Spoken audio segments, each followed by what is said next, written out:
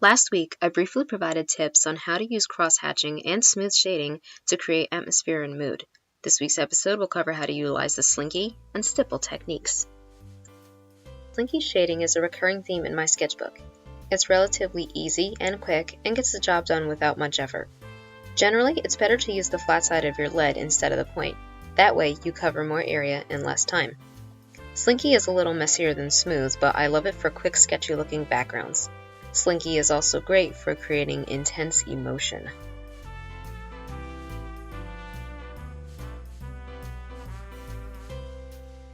Stippling is not something I use much, if at all.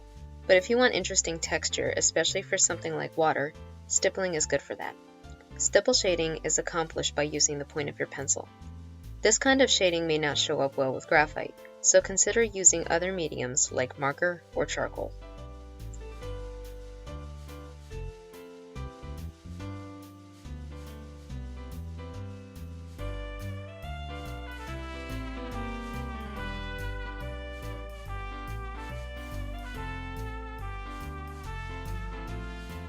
Hey everyone, thanks for watching. If you found this video helpful, consider subscribing if you haven't already. And don't forget to hit that little bell so you can receive notifications on tips, speed draws, and occasional vlogging.